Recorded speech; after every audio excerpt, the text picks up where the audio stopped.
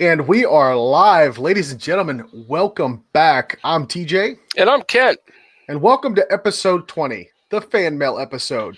But first, Kent, I always get you and Cam confused. I'm sorry about that. What is new with you, brother? Well, I am selling gun classes, actually, like several of them a day, it seems like, which is freaking awesome. GreenMountainDefense.com/training. Come train with us. Really, really getting excited for this year. I am still a new dad, still learning all about that. And I've been ramping up my personal dry fire and getting ready. I almost said USPSA. Shot an IDPA match the other day, came in sixth, not terrible. Yeah, just hanging out, shooting guns. Awesome, dude. Awesome. Yeah. So since our last show, naturally, I went up and participated in Cam's designated marksmanship match. Out of 48 shooters, I came in 11th overall and third in sniper division. So, yay, big win for the Ginger team, right? Met some awesome dudes, uh, fantastic shooters. Sophie Byram, that junior shooter that was there that we sponsored, was absolutely fantastic. She was hilarious to watch. She would shoot a stage, and then she'd be running around helping her dad, who was ROing the match as well, and she'd shoot a match or shoot a stage and then just go skipping around, just doing the things that 8-year-olds do, right? So that was awesome. Matt, also a good dude. The other guy that got one of our sponsored slots, former Marine. Come to find out, we can sleep better at night. While he is injured and does have injuries, they are not necessarily combat related. So we weren't actually making fun of a combat wounded veteran. So we could sleep better at night now with that one. But awesome guy, good shooter, did a fantastic job. I've actually got some pictures of him up on on my Instagram feed, and yeah, awesome people all around. Did not have a bad time at all. You did some very good video work on your preparation for that match, and then the experience, the wrap up of the match itself on your channel, lead slinging ginger, not slinging lead ginger, lead slinging ginger. The ginger Okay. is slinging the lead. Yeah, Yes. you confuse me with your other girlfriends. I understand. But either way, great time. So next is going to be a lot of dry fire practice. We getting ready for the Modern Samurai project that's coming to Nashville, Tennessee, which you're going to come down and hang out with me for the weekend for. Yeah, And man. yeah, it's going to be a good time. I gotta up my game so I don't embarrass us. So You'll be fine. yeah, What we'll yeah. do is we'll find one dude and break his thumbs so that you're at least number 15 in the class. It'll be all right. I mean, you got to have a strategy in life, right? It's fine. You'll be So just fine. student number 15, I'm sorry in advance. Yeah, that poor fucker that's reading on the roster, and they're like, and Zimbabwe Zarikov. He's like, I gotta be Z, don't I? Then we go break his legs. Yeah. Yeah. Right. Wait, I thought thumbs. You got to stick to the Oh, plan. Stick to the plan, Kent. break Anyway, something. so we're here. Of course, it's our 20th episode. We have some fan mail. We've got viewer submitted questions that come into Kent, primarily to Kent, with him being the resident expert on firearms instruction. It's understandable. I'm just the pretty face in the group. That's all. But you've got some questions. We're going to give some answers. And for those of you listening in the chat, feel free to submit some questions while we're doing the live stream. We'll be happy to answer those questions for you as well. So, what's up first, buddy? So forgive any grammatical trip up, seeing as I'm literally reading these off my phone. Hey, bud, do you have any preferred suppressor vendors? Since I'm going to be new to the area, I'll need to locate and build a new dealer network. All my old sources will be left behind in not free state I'm moving away from. I've been wanting a can now for almost 2 years. Waiting for this move has caused a delay in paperwork. I'm eyeballing either a Dead Air Sandman K or a YHM Turbo K for my first rifle can, and an Omega 9K for my PCC PDW home defense gun. So, first off, I've already previously answered all these, so this dude isn't waiting for his answer to this question. If you're from the ATF and you're listening, you will know that I have had a Sandman K in ATF suppressor jail for 13 months now. In case anybody's playing the home game, it was the amount of restraint he just exercised there, folks, is beyond compare. I will tell you that right now. 13 months. It was a Christmas present. So, yeah. Last not this most recent Christmas, but the Christmas prior. No, the previous Christmas, the one before I was a dad and stuff, when I had money for suppressors and shit. Any hooser. Yeah. So it's a 13-month wait so far for a Sandman K. So to answer the gentleman's question, I mean, I literally made that buying choice.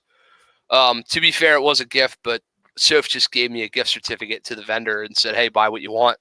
So I bought a Sandman K. Can't argue with that. And to start off with, first of all, I think those are all stellar choices. Right. The guy's clearly done his homework. I got nothing negative to say about any one of those. I will say this though, with respect to Yankee Hill or Yankee Hill Machine, I've looked at their suppressors, and while I love their suppressors, this is going to sound really, really snobbish of me, but their QD for the various muzzle devices that they offer with their QD really kind of throw the aesthetics of the gun off. They've got a really big collar that the suppressor butts up against for their QD mount, and to me, I wasn't a fan of at least the looks of it. You know, while there are many more important things to think of when you're choosing a suppressor, aesthetics is usually on the list, albeit at the bottom, and that was kind of a turnoff for me. But as far as the performance of their can, you know, if you went with a direct thread or anything like that, or hell, even if aesthetics didn't matter to you at all, I don't think you'd be disappointed with any one of those purchases. But I mean, we'd be kind of remiss if we didn't mention our friends at Tyon Suppressors, right? Yeah, we've had them on the show. Yep. So yeah, I actually recommended to him. He's moving into my area, so I did give him. Well, heck, I'll give him shout outs right now. I said, I have a Sandman K coming. I like Spar Firearms, Freedom Armory, and Mechanicsburg Ordnance. Those are 3 stores local to me, because he asked about dealer network stuff. And next thing down, I said, you should consider the brand that Freedom Armory has in-house called Tyon. So yeah, we did in fact talk about that. So I'd like to give just a second of credence to one of the things he mentioned, not suppressor related, talking about building a new dealer network. Yeah. And I have recent experience moving from somewhere to somewhere else, right? And you know, in my case, I at least knew the local area enough to know where the old places my dad and I used to go were. But moving, like, I can imagine if I was to move to, let's say, I don't know, Oklahoma, it would probably take me a minute to figure out where the good dealers are and where the reputable people are. So, TJ, what, you know, you've moved to Tennessee from Virginia. Yep. I mean, what do you have to say about building a dealer network? Oh no, absolutely. I think you and I are in 100% lockstep with that one. Look, guys, there's plenty of big box stores in the gun world, right? But with that being said, you know, support your local gun shop. You know, these guys and gals, you know, these quote unquote mom and pop operations that you got going on. One will typically have some of the best deals. They won't be price gouging the shit out of you because they happen to be running a multi-million-dollar range attached to their store, right? And their transfer fees are generally going to be a lot cheaper as well. So you're also going to get a chance to form a relationship with these people that, I mean, without sounding too cheesy, are in the right circumstances are the epitome of all that is positive and good in the gun industry. Yeah. Right? That sense of community, kind of like that.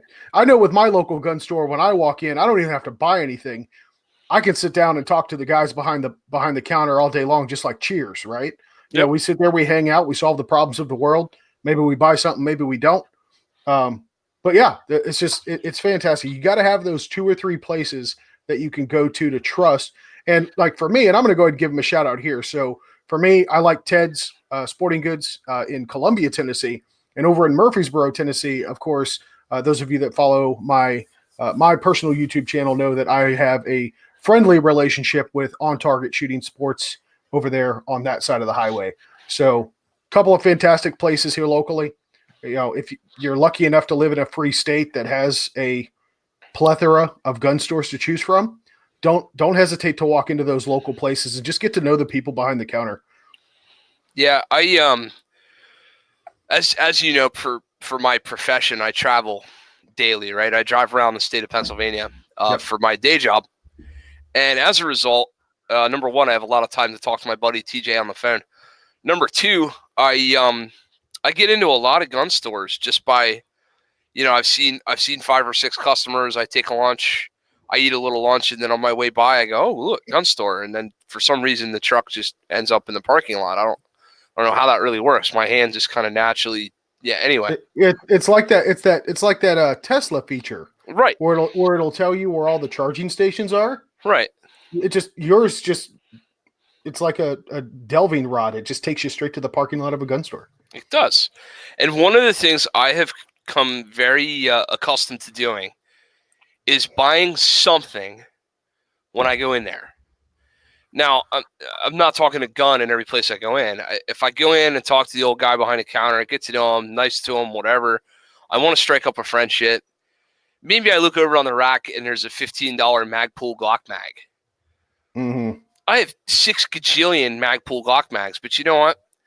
I can throw this dude $15 and, strike up an actual business relationship with him. Not that $15 is the end of the world, but just so that when he sees you coming all the time, he's not like, oh, this effing guy that never buys anything. Maybe I buy a box of ammo. Yes, I get my ammo cheaper other places. Maybe I buy a hat or a T-shirt or something, a cleaning rod, something that I buy in there that I think, yeah, I could use one of these. And, it's only one thing and Amazon shipping and whatever. It's not that big a deal. I can support this guy. And that way, at least you're helping support them. And if nothing else, their distributors are seeing that they're moving through product and that's good for their business. So do that when you. Yeah. The flip side of that coin too, just as you said, Kent, while I just got done encouraging everybody to go out and form those relationships with their local gun store. But there was an emphasis prior to that with support your local gun store. Yeah. Don't be that guy that just shows up to hang out and, handle all the firearms, right? You don't have to buy anything huge. But patronize them. Give them some money to show that you appreciate them. Doesn't have to be huge. Doesn't have to be, a major purchase. But, show them that you appreciate them being there. Because sadly, it's those local gun shops that are always the first to go. Yeah. Whenever hard times hit, everyone talks about the Trump slump in the gun industry. And I mean, that's not only for Trump. Typically, anytime a conservative gets elected, the Second Amendment community falls asleep at the wheel. But when gun sales and ammunition sales start dipping, they're the biggest impacted. You're going to see a store shutter up real quick during an instance like that. So, it's awesome. Yeah, good for him for actually seeking out that type of advice. As simple as that answer might be, these are things that a lot of people might not think about. So, yeah, no, for sure. All right, what's next? Okay, next one. Streamlight TLR1 HL versus Surefire X300. All right, so actually, Kent, you and I were just talking about the whole Streamlight versus Surefire thing. So I have had for the longest time a Surefire X300 for a pistol light. I currently have in my EDC pocket a Streamlight HLX handheld light. And I'm going to repeat the same thing that I said to Kent. I can appreciate the quality or the build quality of Surefire. The price is a little high, but I will say you do get what you pay for with this.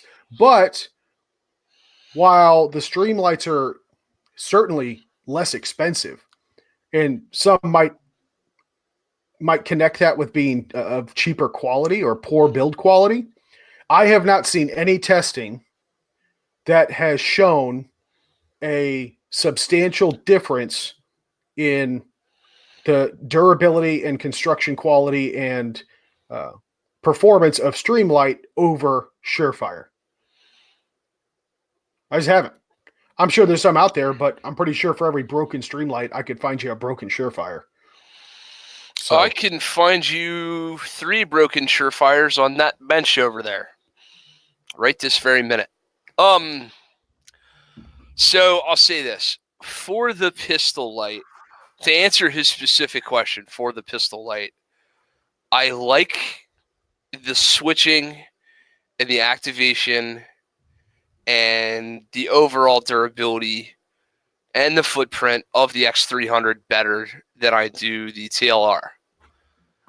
That being said, I have 3 TLRs and I must say 6 X300s, maybe 5.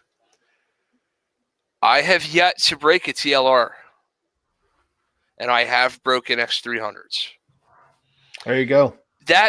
But also, I'm not sure that's a fair comparison round count for round count, because I carry most often an X300 holster, so I probably have 60, maybe 70, 30 rounds between the two. But I'm actually going to pick up a new Filster floodlight. They just announced the Filster floodlight a couple months ago for the TLR, and I'm going to get one of those as well because I have several TLRs that are in basically mint condition, and my Surefires are getting beat hard because of the round counts. But keep in mind, guys, that we have, some of us have multiple handguns, and we swap the same 3 lights. And I leave 2 X300s on rifles, so I've got the same 3 lights that have been swapping around. So, I fired tens of thousands of rounds, literally, of 9mm last year. So if you want to split it evenly, each one of those lights has like 17, 18,000 rounds on it. I just did that math right. Yeah, about that. And that's just in 1 year. And some of these things are 5 years old now at this point. So, right. They've definitely been beat. But I would say pick your poison. I honestly would say that it has more to do with the way you're going to carry the gun and what holster. Mm-hmm. I would interchangeably trust either one. But right now I'm loving the Filster floodlight, and I currently only have one Turn X300, so that's what I'm using exclusively. Yeah, that's what's made the decision. Tangent on Filster, they also announced their floodlight outside the waistband holster, which that's on the short list. So all right, cool. So indifferent on overall quality, but pay attention to the overall footprint between the Streamlight and the Surefire and proceed accordingly. What's next? How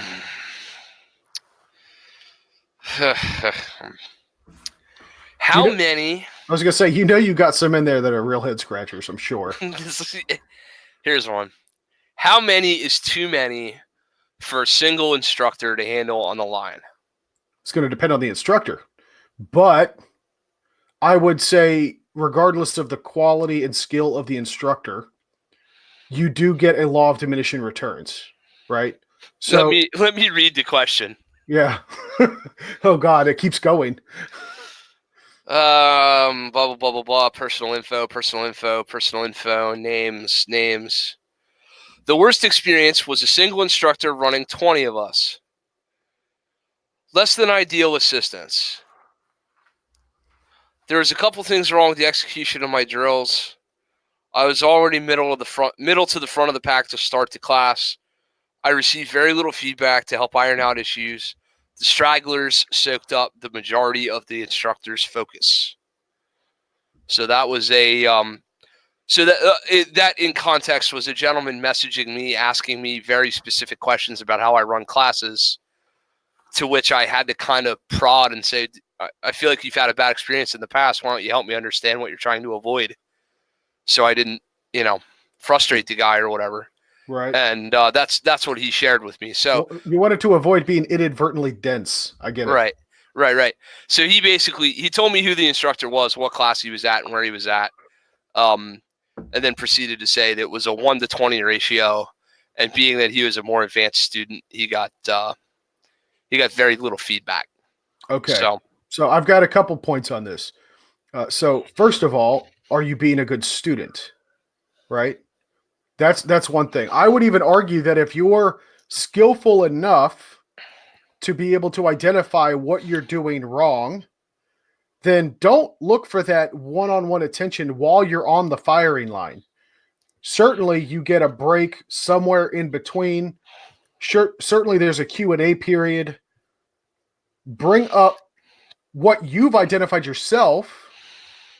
Yep. And say, hey, look, man, I noticed that, when I'm drawing, my thumb keeps catching on my shirt when I'm clearing my waistband or clearing my cover garment to get my gun out. What am I doing wrong there? Is there something I can do better? Because that turns that 5 or 10 minute of them having to babysit you when you already admit that you're in the middle or the front of the pack. And this isn't specifically aimed at this gentleman, but for people in general that would go seek instruction that might have some skill and awareness of their skill level under their belt. That turns that 5 or 10 minutes that he might have to spend with you and makes it a 1 minute segment of him. Oh yeah, man, just tuck your thumb in or whatever whatever his fix is for that issue. And he can actually go help somebody that you would at the same time complain that they're not able to keep up with you. Right? So that's my thought on that. My second point on that would be, as far as the original question being how much is too much, it would, one, depend on the instructor, as I said originally, but two, I would say it also depends on how that instructor runs those, let's just say 20 people. Is he going to set up 2 teams of 10, right? So team one, so he's never actually dealing with more than 10 shooters on the line at one time, right? Yeah. So I think that could certainly increase efficiencies there. Also, does the guy make use of any assistant instructors? Is that, that might not be something that we're aware of or we'll ever know, but I would say there is. I would be personally hesitant if I found out there was more than 20 though. So, a couple things. If I was in a situation, first of all, in case you're wondering, my max number is 16, and the reason for my max number being 16 is that I could run 2 relays of 8 students each. I don't like any more than 8 on the line at a time. Even if you gave me 10 students, I would still split it up into 5 and 5 for 2 reasons. One, because I want to be able to focus individualized attention on as small of a group as possible. And 2, because a big part of the learning experience is vicariously learning through others' experience. And if you're all on the line the entire time, you never get the opportunity to watch so that you can see firsthand what the other person did to fix what they were doing or didn't do to fix it, or, oh, is that what I look like too, et cetera, et cetera. You never get the opportunity to evaluate what's going on in front of you if there are not split relays. No, I can appreciate that. Yeah, I hadn't even thought about that. If I'm on the line as a student, what would I pick up? Because I learn a lot from watching other people do things wrong, right? Sure. I would hope that a lot of people learn from watching me do things wrong. Yeah. Somewhere down the line, Kit, there's going to be a fantastic podcast who learned from everything that we've done wrong. Right. But yeah, now that you mentioned it, if there was, 10, 12, 14 people on the line at a time, even if the instructor could handle it, I would be losing out on the benefit, because it would be like that one guy that's messing up that I could learn from, instead of him being right next to me or in a relay after me, he's all the way down at the other end. Yep. And I don't get to learn from the knowledge that is being poured onto him as well. So that's an interesting concept. I hadn't even thought of that, but good point. Yeah, it's kind of the Socratic method, right? Everybody learns from everybody else, and it does help. And sometimes you'll find in a relay like that, let's say I get 2 IT nerds Hey, And what? well, Choose your words carefully. professional beep boopists. There you go. That's better. I get 2 IT dudes in the class, and we do the intro. Hey, who are you? What are you here for? Blah blah blah blah blah. What do you do for a living? And the one guy says, I'm a systems engineer for IBM, and the other guy says, no shit, I'm a systems engineer for Microsoft. And these 2 dudes just start beep booping with each other all class, right? They're buddies now. They Googled each other's mainframes or whatever the heck you have to do. I have this feeling that in your mind, when 2 IT people start talking, it's like 2 beakers from the Muppets. Just yeah. Yes. Oh, God help me. Yes, that's pretty much exactly what it is. So y'all dudes do your thing, right?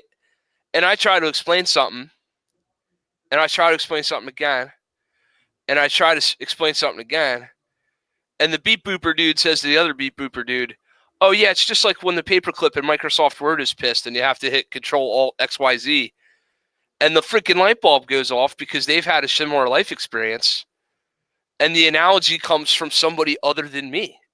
Right. That's a beautiful moment. That's where it's like, oh, that dude got it. You're looking for a beep boop interpreter. Yes, that's all, right? Yeah, I got you. Right. I got you. So sometimes those kinds of things happen where students develop camaraderie with each other, and then they're like, no, I don't think that's what he meant by that. I think he meant this. And because they have that like beakers thing going on where they're talking to each other, they sort through 2/3 of it themselves. So by the time one of them has the stones to ask a question, they've already gotten through the 2 dumb questions and got to one intelligent one. Right. And then we have a productive conversation. So that works out kind of cool. The other thing I'm going to say is this, and oh boy, do not be afraid to walk off the range. I will never again, I don't care how famous somebody is. There is a binder in this drawer with certificates in it that mean a lot to me. And some of them used to mean a lot to me because the guy or gal that gave the class was famous or was well known or was well respected. I want that cert. I want that experience. I want whatever. If you show up to a class and there's not a med brief, walk off the range. If you show up to a class and there is one instructor with a bullhorn and 32 people on relay 1, this has happened to me, walk off the range. Fight later, get your money back, whatever. You're not going to learn shit in that environment. I'm sorry. You're just not. You're 1 out of 32. That one famous person is not paying very much attention to you. And if you do the math, that guy just made a big old pile of money for being famous with a bullhorn on a gun range. Right. And we've well gotten past the I want to fill the class, right? I want to fill the class too. I want 16, 18, 20. I want 30 dudes in my class. But if I ever sell a class with 30 dudes, I'm going to be flying TJ or fucking Genevieve or anybody I can grab, any person I can muster that has any kind of skill level that I can be like, hey, I need some AIs for this shit. I need 4 relays and I need like 6 AIs. And I'm going to be paying those people to come help because there's no way in heck that you can run that safely unless you literally run students one at a time. And, that's ridiculous. Right. So that just don't be afraid to say, hey, you know what? I put my money down, but I'm not okay with this. Yeah, and it's no different than walking out of a crappy movie, right? Yeah. You are going to know what crap looks like, but that's an excellent point on the med brief part because me having medical training, that's not something that I might have necessarily kept an eye out for. But yeah, that's a big telltale like warning sign that you're not going to have a good. If you pizza when you French fry, it's not going to be a good time. So yeah, that med brief is crucial. Absolutely. Of course, I'd be that dickhead that would be like, okay, since the instructor did mention it, does anybody here have first aid training? Anybody? Anyone? Bueller? Right. I mean, the med brief, depending on who you're getting it from, sometimes the guy knows the other guys around, and he'll do the, hey, this is TJ and this is Kent. TJ is my primary on med. Kent's my secondary on med. Before I proceed, is there a doctor or an ER nurse or a legit EMT in the house? 3, 2, 1, no? Okay, well, A and B. Here's our safety plan, and that's your med brief. Sometimes your med brief is, this is a tourniquet, this is a chest seal, this is a phone, this is the 9, this is the 1. Like, some dudes are going to really break it down for you, but if there's not a predetermined, predisposed of safety plan in place, that's not great. That's not a great thing. Yep, danger, Will Robinson. Danger, Will Robinson. All right, what's next, man? Let's see. Where did I leave off? Ah, yes. Concealed carry of a weapon-mounted light. Tier 1 concealed or a filter floodlight? No. Is a weapon-mounted light necessary for concealed carry? Oh, necessary? Yes. No. Okay. No, I would say it is. Not weapon-mounted, no. Pocket light, absolutely. You need to have one or the other, if not both. And that's my take on it. So, and you have to really you have to be really aware before you make that decision. Oh, well, TJ said it wasn't necessary, so it's not necessary. I say it's not necessary because I know what my daily routine looks like, right? I'm a father of 2. I work a 9-to-5 job, 8-to-5 job, whatever the case might be. When that sun sets, chances are my ass is in my car or in my house, and I'm not in a poorly lit environment, right? Now, that being said, I still have a flashlight on me, at least in my pocket, but I can admit there's been times where I would carry a gun that didn't have a weapon light on it, but that flashlight in your pocket is good for more than just identification of targets. Your kid drops their sippy cup and it rolls under the car. Your car breaks down. You're over on the side of the road. And it is dark. You've got some type of illumination tool that can help you in more ways than just being you don't want to pull out your Roland Special and check in the loose fan belt or the fan belt that just broke under the hood of your car on the side of the highway, waving a gun around. This is not going to end well for you. But yeah, I will say this too, though, because of the design of the Surefire X300, it comes off the gun very, very quickly. So if I have used it for other things while it wasn't attached to the gun. So there's some convenience issue or some convenience factors by having the weapon mounted light if it comes off, toolless. So yeah, I wouldn't say it's absolutely necessary, but nightstand gun, absolutely. Okay. I moderately disagree with you. I'm listening. I carry 90% of the time I carry with a weapon mounted light. Maybe 80. No, probably 90. The only guns I carry without weapon mounted lights are guns that do not have a form factor to accept them. Okay.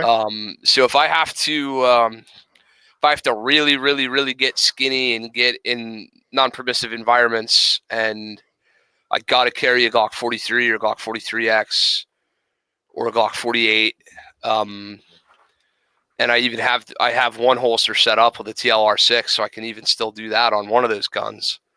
I'll carry without a weapon-mounted light, or if for some reason I'm going to pocket carry a J-frame, which the last time I pocket carried the J-frame was our trip to the beach last summer, so it's been that long since I've done that. But I mean, we're literally talking board shorts and a t-shirt, right? So right, we're not even wearing a belt, really. We're out of room. Right. And even still, then I had a handheld with me, which I always have with me, and always have. I was that dorky kid in high school that carried a flashlight and a pocket knife. I love it when you disagree with me, but still echo the exact same thing I just said. Basically, I think it is necessary. I guess what I'm saying is it's necessary unless you can't pull it off. So if I'm putting a belt on, if I'm putting my Blue Alpha Gear belt and a pair of jeans on, the gun in my holster has a light on it. Fair enough. That's about it. I mean, that's pretty much where I'm at with it. But I also do have to caveat my own response with every time I carry, I've got a light on my gun now. So yeah. I mean, if you have the right support equipment to do it, it becomes less and less. All this stuff, just before we get down the next rabbit hole, the next question, all this stuff comes down to it's too hard or inconvenient until I have the right equipment to do it correctly. And then it's not so inconvenient anymore. True that. Neither TJ nor I are svelte little dudes. We're not 140-pound little string beans. 240-pound string beans. Yeah, but we're some big old boys. You say what you want, Kent. I'm luscious. Yeah. But I mean, you're never gonna get that. You're never gonna get the sound of me saying that word out of your head for the rest of the week. It's just not happening. I can't. But it's not. I mean, my life would be a lot simpler if I didn't take on the whole. I'm gonna strap med gear to my leg, and I'm gonna strap a gun in between my freaking waist and my. My boys are jingling a couple inches on the other side of it and everything. Like, there's work to be done here. This is not easy, convenient stuff. But the better your support equipment gets, the less of a pain in the ass it is, to where it becomes doable and it actually becomes pretty nonchalant and pretty easy. And now the thing is, when I go to the range and I put the performance hat on and I shoot my G34 and then I shoot my G48 and I go, boy, those two are close, but there's a severe performance advantage here. It kind of makes me feel a lot better to carry the big gun. Yeah. I mean, Clint Smith said it best. It's not supposed to be comfortable. Oh, it's supposed to be comforting. Exactly. Okay. Ooh, yeah, this is a good one. How do you vet sources of information? How the heck do these people know we know what we're talking about? How do you vet sources of information on the internet? Well, it's the same way you would vet any source of information. Cross-reference, cross-check, do your own homework. Don't take anybody's word for it. Don't listen to Kent and I just because we do a pod. We're two buddies that have a podcast that we shoot all the damn time. If I don't care if God himself came down. Perfect example. God himself, according to the Christian faith, issued edicts, 10 commandments to Moses, right? We as a human society, as a species, have spent the entirety of history from that time to present day and will to in the future confirming and researching and referencing those teachings, right? So if Jackwagon Ginger and his firearms instructor buddy say it on the internet, you might want to do some homework yourself. And hey, if we're wrong, we'll gladly admit that we're asked up about something.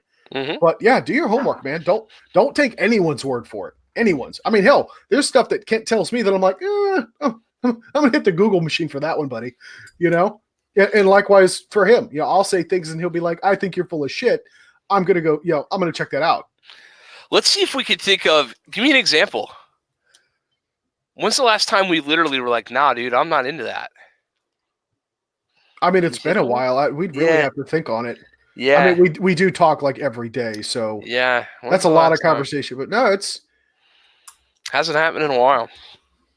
If I had to remember, it would be you were giving me a review on a particular class that I was on the fence about.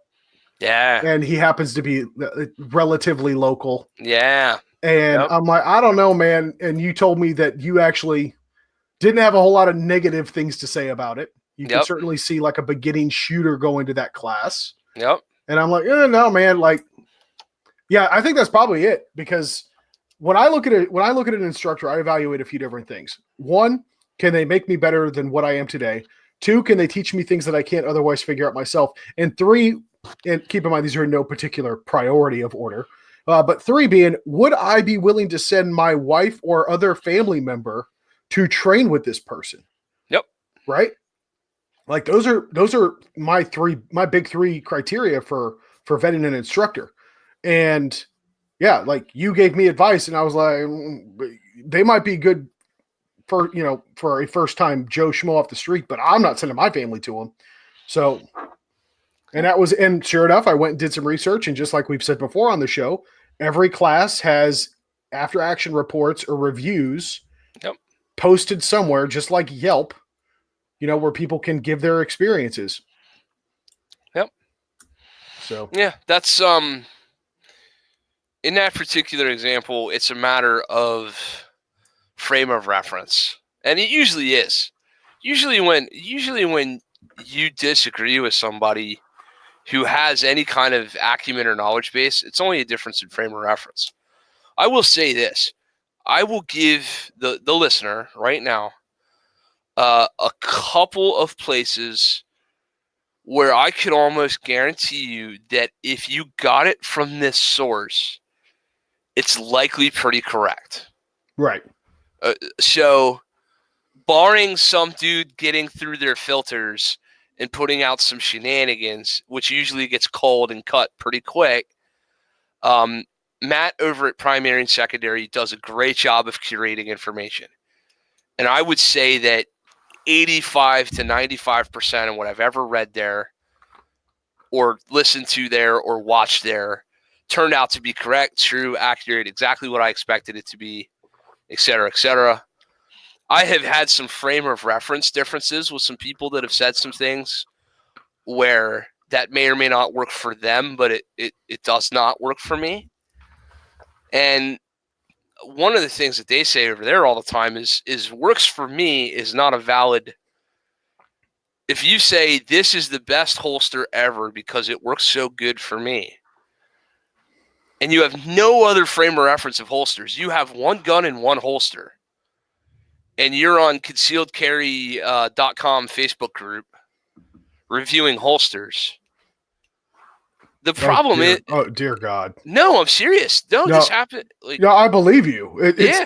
We're getting down the gear rabbit hole, and yeah, I think it's a great example yeah, of these dudes. the type of shit you could see. Good Yeah, God. these dudes. You know, guys reviewing a Remora holster with no retention and no belt attachment whatsoever. It relies on friction and the help of Jesus to stay in your pants, and that's all that's there. And he's got his Glock 26 stuck in it, and this is the best concealing, most comfortable holster this guy's ever had. And you literally hit reply and you say, "Hey man, what other holsters have you tried?" Oh, this is my first and only one. What are you talking about? And then you're like, well, how are you? What frame of reference do you have to be reviewing a product? It would be it would be as though I went to a genuine Thai food restaurant in Thailand, which I guess they wouldn't call a Thai food restaurant. They would just call it be a restaurant. a restaurant, right? They'd be like, "Oh, this is food here." But I went and I reviewed it, and I said, "This is the best Thai food I've ever had." The guy said, "Whoa, where'd you eat last night?" McDonald's. Well, then your frame of reference is jacked. It may or may not be good food, but you don't have the ability to evaluate that. So back to the good sources. Landfair at PNS is 90% of the time they're getting it right, and they do a good job of curating good information. There is a library. At this point, those dudes have a library of podcasts, of articles, of forum posts. Of the chances are, if you go to the PNS network and search for a topic, somebody with some serious credentials and vetting has already gone on there and covered that for them. So that's a good place to start. Another real good place to look is some well-respected authors on some of these subjects. I'm actually putting together a reading list right now, but generally speaking, Steve Anderson does good stuff. Ben Steger does good stuff. Annette Evans does some good stuff in written form. Those three books are mainly on dry fire and practice and repetition, but there's some well done reading material on a lot of these subjects and topics. As far as YouTube goes, there's entertainment, there's information, and there's infotainment. There's a little of both sometimes. There's a lot of these guys that have some real good stuff. A source I've been liking recently is, and I'm just shouting these out in no particular order. Some of these people I've never spoken to. but regular guy training, I don't know if you've picked up on that at all. I think I cruised by it once or twice, but I have shit out of it. Right. And he and I have similar. Here's one way I know is when he has something and I have something and I have the same flaws or issues that he has. I'm like, meh, that dude definitely shot it enough for that to happen to him. Good for him. Like, Right. I totally agree. So that's a good source. Jedi's got the MSP podcast. That's a great source. And a dude recently who had been not putting content up, who now is back, is Hilton Yam from 10-8 Performance. Hilton has kind of restarted his, maybe his whole company. I don't know if he ever stopped working on guns or what, but all of a sudden he's back in a big way on the internet putting out content, and he does some really good stuff. So there's guys and there's girls out here who get known for being subject matter experts on particular topics. Another one that just comes to mind is Aaron Cowan. If you want to talk red dot durability, he's, I'd say Jedi's and Cowan's a competent instructor. I'm sure. I've not taken his red dot class, but where Jedi is the guy that's going to teach you how to shoot the dot the best. Cowan's probably the guy who can tell you when the thing's going to break and how and why. Yeah, I've always heard a phrase that if you want to be a master at something, write a book about it. Yeah. Cowan literally wrote the book on red dot testing standards. Yes, he wrote a white paper. It's quite good. Yeah, on his own, granted, but it has been adopted quite universally across the industry as the standard. Yeah. So yeah, stuff like that. Cool. So I like that topic. Let's see. Who's next? Okay. Pistol, rifle, or shotgun for home defense? Kit, I do think that you and I, at one point in our lives, have done a video on long guns for home defense. Yep. Before. So here, okay, this is going to be the universal disclaimer here. It doesn't matter if that's all you can afford. If you've only got one gun, if it's a pistol, if it's a rifle, it's a shotgun, it doesn't matter. Get out and train with it. Use the damn thing to where you can be as good with it as you possibly can. Period. I would hate for nothing more than to see somebody, oh, well, I've already got Grandpappy's shotgun. I've got my 9mm or whatever insert pistol here. And you know what? TJ and Kent like the AR-15 platform with a weapon-mounted light suppressor and a red dot in a relatively shorter configuration than standard length. I'm going to go buy an AR-15 even though I can't afford it and then never train with it. Right? Yeah. Spend them. If you're going to spend some money and you are already pinching pennies, I'd rather see people spend the money on live ammo or some classes, get out and train with it, get good with it. There are now, Kent, to summarize, and I kind of alluded to it, we like the 5.56 platform. We like that round. We've certainly gone all over it. I will put a link to that video from that previous podcast in the description of this after the show, so you can all go watch that to your heart's content. But recently, and since we've had Ashton Ray from Performance 360 on the show to talk about shotguns, and you and I will be taking his class in May, I'll tell you what, man, he has said some things during that podcast that really kind of made me not so shy away from the 12 gauge or a shotgun platform in general. So I'm really interested to see what his class holds for us. And while I do have my AR-15, I've got it right there. I've got a shotgun ready and a pistol ready as well for whatever the case might be, right? Yeah. It's like which one wrench would you have in your toolbox? Yeah, right? yeah. So, yeah, I like the 5.56, 10.5 or greater barrel.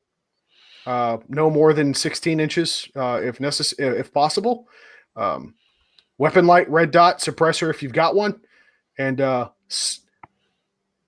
respectable or reputable quality expanding hollow point ammunition. Fair enough. It's that simple. Now, I will say this, though. So during the course of the designated marksmanship match, I'm not going to dime the guy out, but let's just say this guy is certainly, he has a reputation that would exceed all of us when it comes to shooting performance.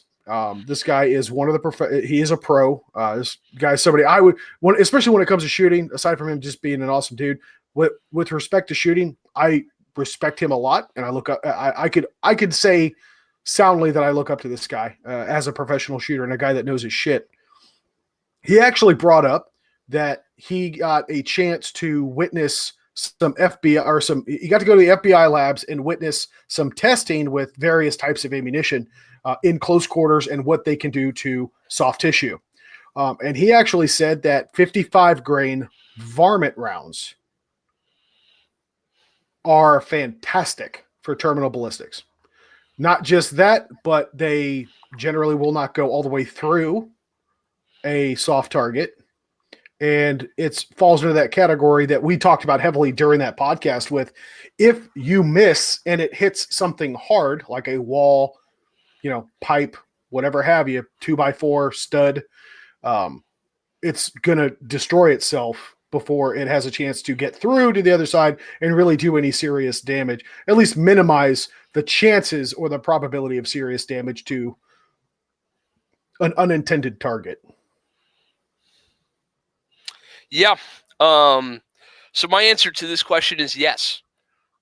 Pistol, rifle, or shotgun for home defense. Yep. Mm-hmm. How about all three of them? A couple things. I really hate questions that are personal in nature, in that they require direct knowledge about your situation to answer them. Like, what's the best holster for me? What are you fat, skinny, medium, extra medium? Do you wear big pants, skinny jeans? What are you talking about? What's the best holster? What's the best home defense gun? What's the best this? What's the best? Your circumstances play a lot into this. So the best home defense firearm in my household may be different in yours because maybe I have different backstops than you do, which, P.S., I do. My house is literally a stone-built foundation. Like, I could shoot all kinds of things and know that they're not going to leave my premises, right? Mm-hmm.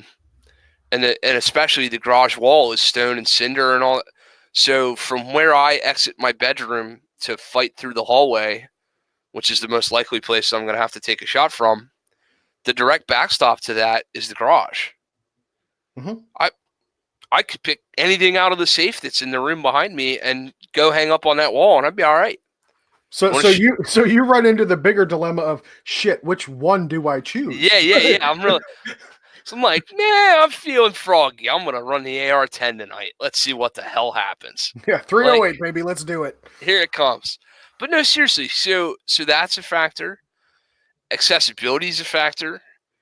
Who are the users of this tool? Is this a fire extinguisher that might be picked up by a 13-year-old or might be picked up by an 80-year-old and anybody in between?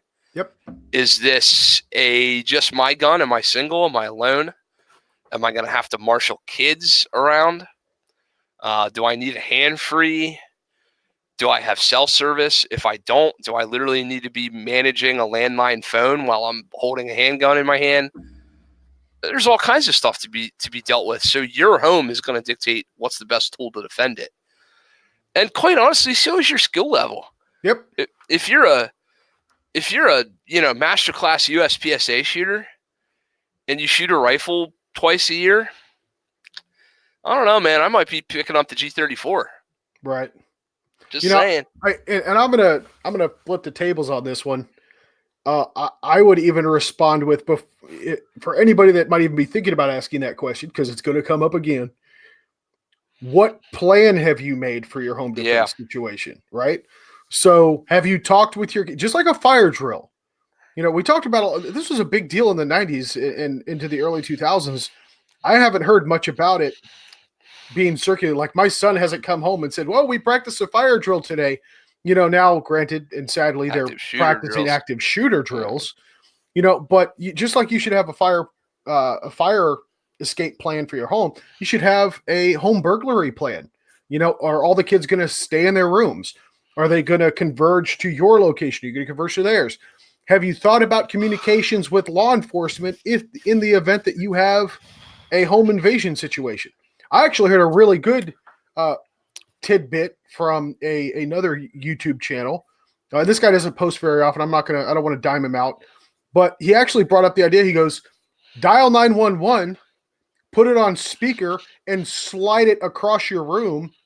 So, for example, the scenario he was painting was stay barricaded in your room.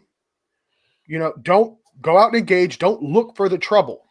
Defend yourself and defend your loved ones as necessary. But if you can avoid it, don't seek the engagement. There's nothing in your house worth material-wise worth getting into picking a fight over.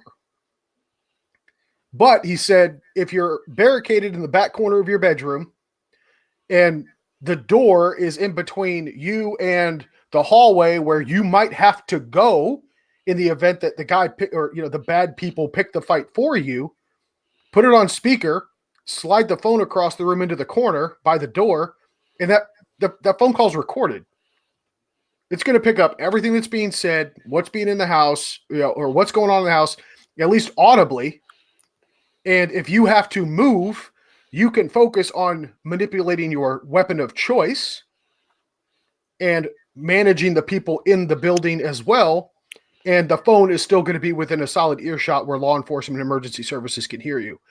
That was a fantastic point, I think. I like it.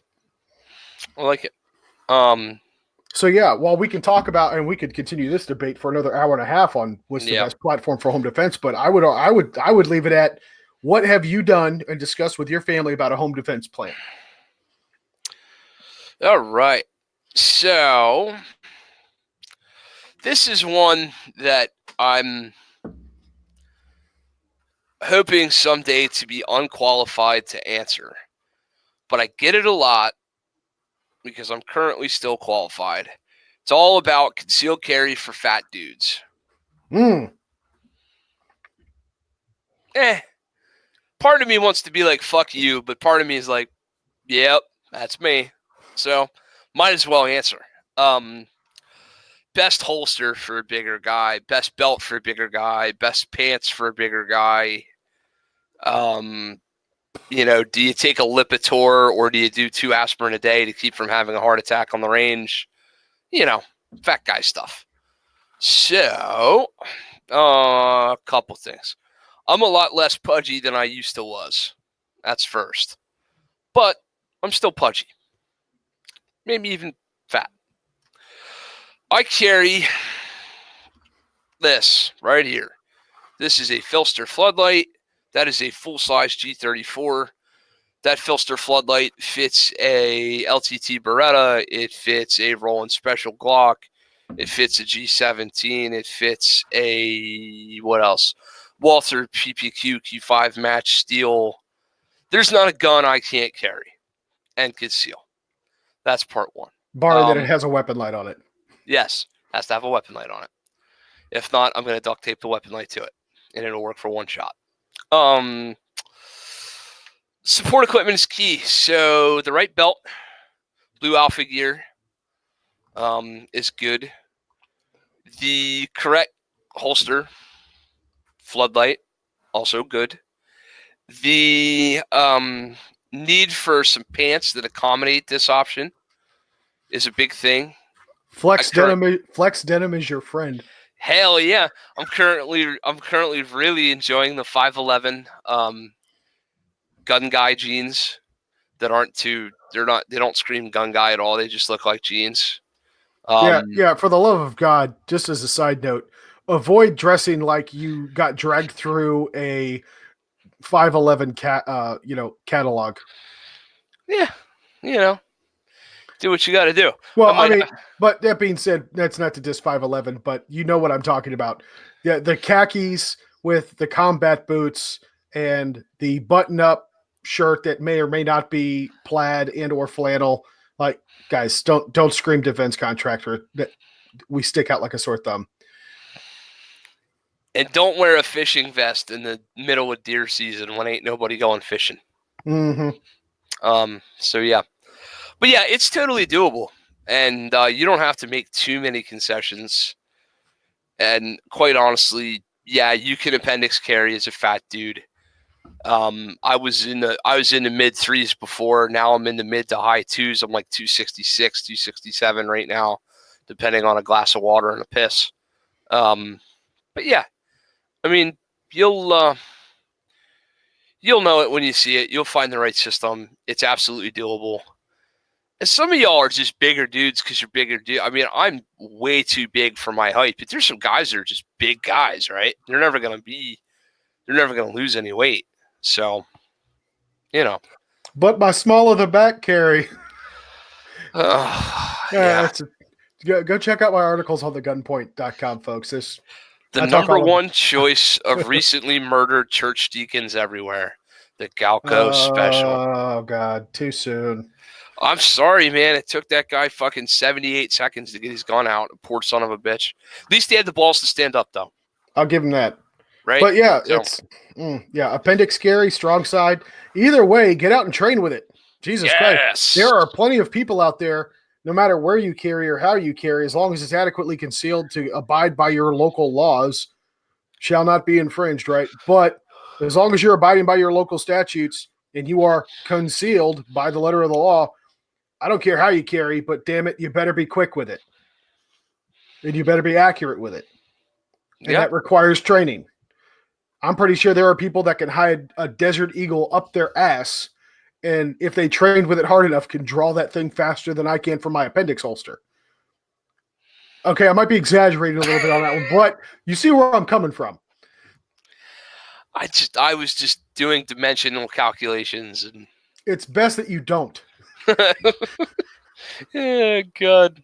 So that's, I mean, we could do these we could do an Ask Me Anything or a fan mail or whatever episode. This could go on forever, but honestly, in summary, vet your sources. Consider that when you're asking questions like these, you need to include your frame of reference, and you need to include the person who's answering your question's frame of reference. Mm-hmm. Expertise does not come with a badge or a military uniform or a security job or my brother who's in the Navy doesn't make him a handgun expert. No more than does Daddy the deer hunter turn into a long-range shooting expert. There's a lot of dark, deep holes full of esoteric knowledge out there that some of us have just chosen to go further down than others. That's all this is. Yeah. So when you pick somebody to talk to about, hey man, talk to me about concealed carry of a red dot handgun and appendix, you might want to talk to somebody who you know for damn sure does that every day and does it correctly. Just like if I was going to say, hey man, talk to me about how to replumb my boiler. I'm not going to ask my buddy who does occasional plumbing projects for his family. If that's my only frame of reference, maybe, but if I can reach out to a licensed, seasoned plumbing contractor, maybe that's the guy I'm going to talk to. That's all. Yeah. So, that being said, let's pay some bills. www.greenmountaindefense.com for training with me. The Gunpoint for all TJ's article content. Right On Optics. We are proud to have them as an optics provider. Dare we say sponsor, whatever. We're Right On Pro staff members is what the deal is, which means they give us things occasionally to review We review them. We enjoy them. We get some benefit and some discounts. That's about it. But we like their product. We like their optics. We like the people that we deal with at that company. Mm-hmm. And trust me, just because they sent me something out, if it's a hot pile of garbage, you know me, I'll be the first dude to say so. Mm-hmm. But they've treated us real well, both TJ and I. So while it's still there, use code TRamsey for 15% off at www.rightonoptics.com. Check out all your med gear needs from Kerry Davis at Dark Angel Medical. Use code BB15 at Dark Angel Medical to receive 15% off. Mention Sling'N led podcast in the order notes. Let's see who else and what else. Side note on Right On, next week is SHOT Show, everybody.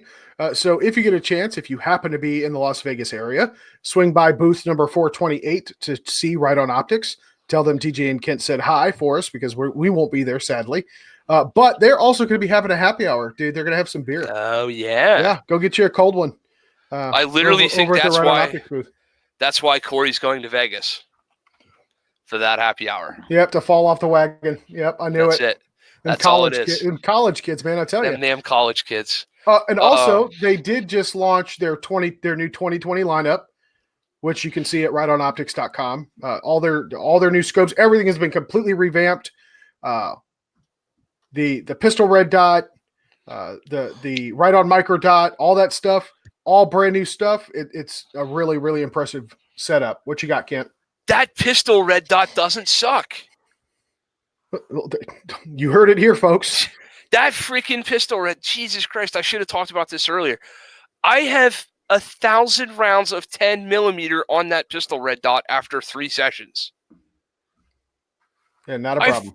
I've broken 3 vortexes. Vortex eye? What's a murder of vortex? I don't know. I've ruined some vortex venoms on some 10 millimeter. And to be fair, I've had some vortex venoms that also work great.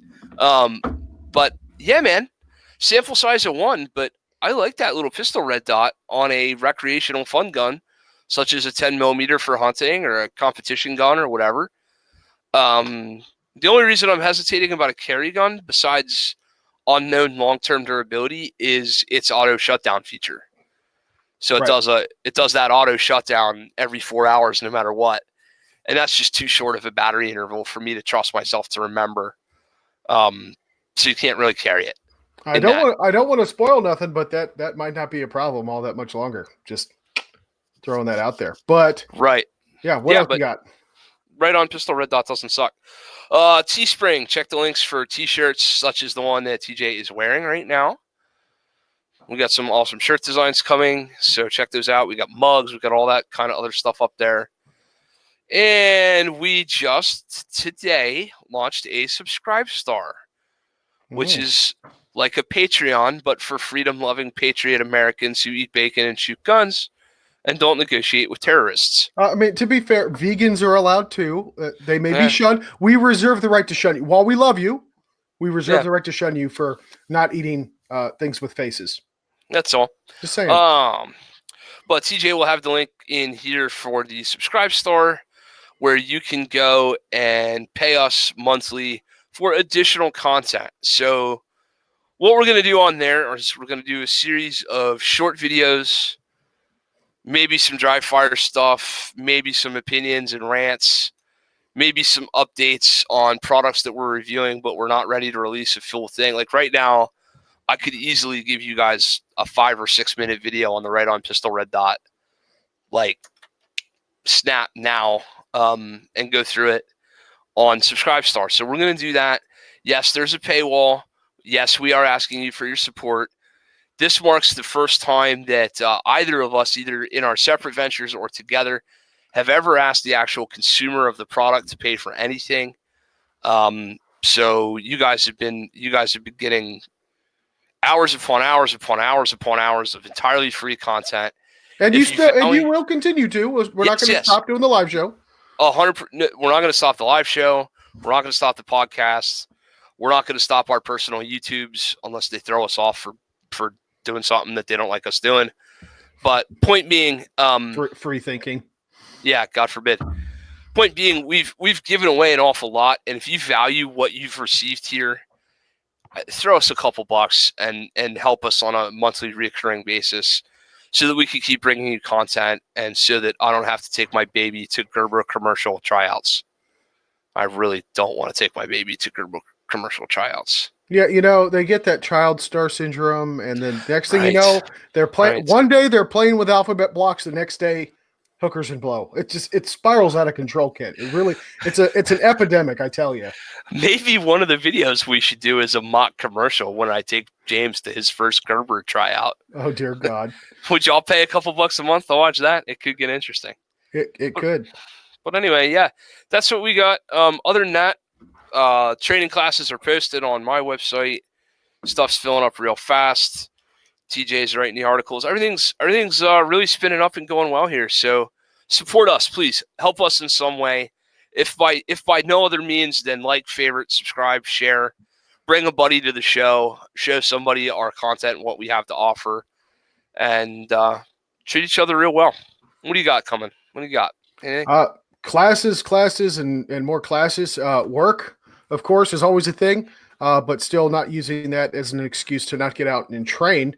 I will also say that we are looking at something that's a little bit more family oriented. So we are actually, my family and I are investigating some local Brazilian Jiu-Jitsu gyms. Gonna get Junior into rolling around on the ground, a few triangle chokes, some Kimuras, show him a thing or two. God help him if he forgets his homework again. But other than that, staying active, trying to be less fat. Otherwise, wait. So TJ is partially lying to you folks at home. What this really is a story about how TJ's son is in trouble, and the state of Tennessee won't let him beat him in the ways that he wants to beat him. Are you kidding me, dude? In Tennessee, the school still spanks the kids. So I'm not joking.